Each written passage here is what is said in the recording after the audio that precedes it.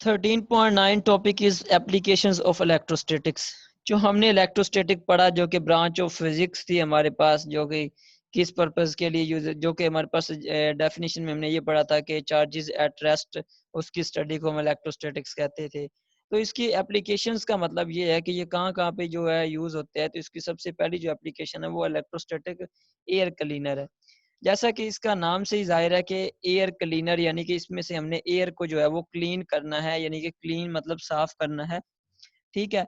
तो हमारे पास जो एयर होती है नॉर्मल रूटीन में, जो वो डस्ट पार्टिकल्स पे कंसिस्ट करती है, उसमें डस्ट पार्टिकल्स भी होती हैं। लेकिन अगर हमने उसको जो है वॉश करना है, एयर क्लीन करनी है, तो हम क्या करते हैं कि बेसिकली ये हमारे पास एक क्या होती है, मैश होती है, जाली भी जिसको हम कहते हैं। इसके ऊपर हम पॉजिटिव चार्ज लेके आते हैं। जब इसके ऊपर पॉजिटिव चार्ज होता है ना, तो क्या हम करते हैं कि हम यहाँ से डस्ट पार्टिकल्स को यहाँ से एंटर करवाते हैं। डस्ट पार्टिकल्स क्या करते हैं कि जब इसके साथ टकराते हैं तो उनके ऊपर भी पॉजिटिव चार्ज आ जाता है। ठीक है, because of the electrostatic induction. अब क्या होता है कि ये हमारे पास जो साइड पे ये जो प्लेट्स लगी हुई हैं, इनके ऊपर नेगेटिव चार्ज होता है, ये नेगेटिव चार्ज प्लेट्स होती हैं।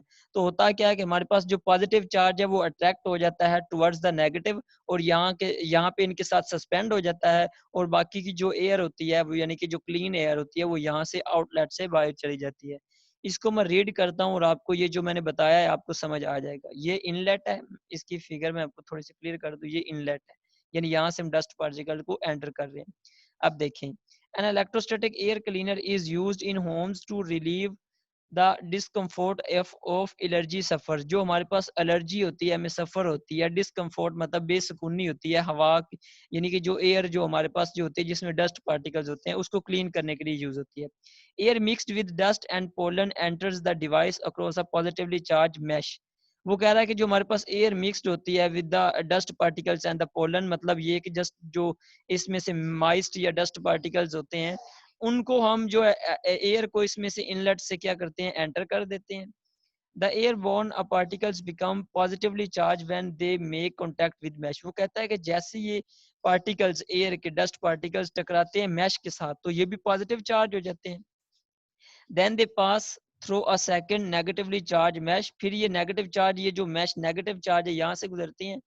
The electrostatic force of attraction between the positive charge particles in the air and the negative charge mesh causes the particle to participate out on the surface of the mesh। वो कह रहा है कि चूंकि force of attraction between the negative और positive होती है, तो पॉजिटिव पार्टिकल्स जो डस्ट पार्टिकल्स होते हैं वो यहाँ से सस्पेंड हो जाते हैं, और बाकी के जो होते हैं जो पार्टिकल्स होते हैं एयर के, वो आउटलेट से क्या हो जाते हैं, निकल जाते हैं बाहर।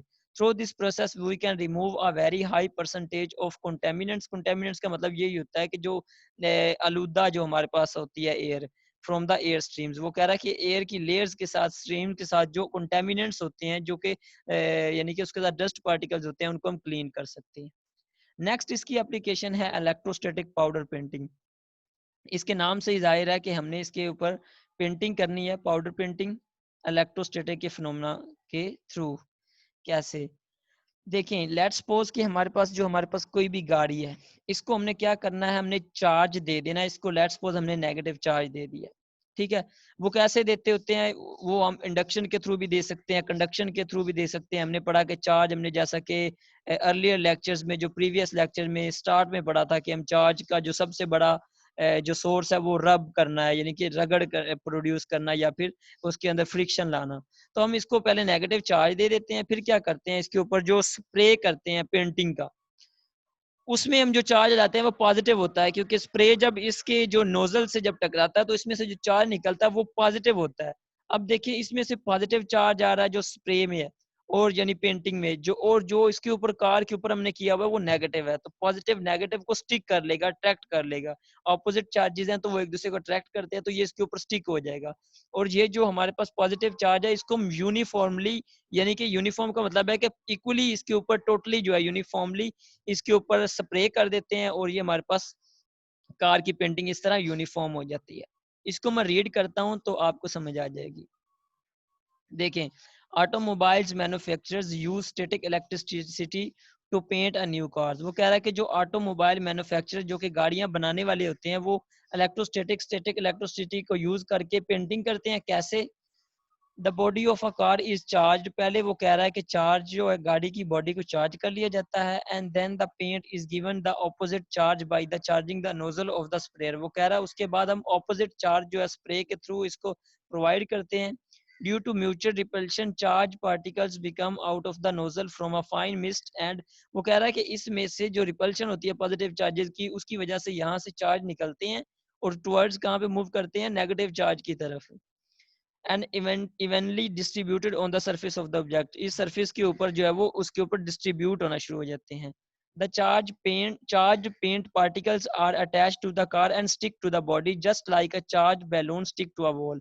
जैसा कि हम देखते हैं कि जब आप किसी बैलून के अंदर आप गैस वगैरह जो है वो फिल करवाते हैं तो आप ऑब्जर्व करते हैं तो वो वॉल के साथ सस्पेंड हो जाता है, इसी तरह ये पेंट भी जो है वो इसके साथ सस्पेंड हो जाता है। On the paint dries, it sticks much better to the cores and is smoother because it is uniformly distributed। वो कह रहा है कि इसकी जो सरफेस होती है वो बड़ी स्मूथ होती है। क्यों स्मूथ होती है? क्योंकि ये हम इसके ऊपर जो पेंटिंग कर रहे हैं वो बड़ी इफेक्टिव है, वो बड़ी हमारे पास यूनिफॉर्म डिस्ट्रीब्यूशन है। ठीक है, यहाँ तक कर लें अपने डिस्ट्रीब्यूटेड तक। ठीक है, और उसके बाद ये थी हमारे पास एप्लीकेशंस दो स्टैटिक इलेक्ट्रिसिटी की।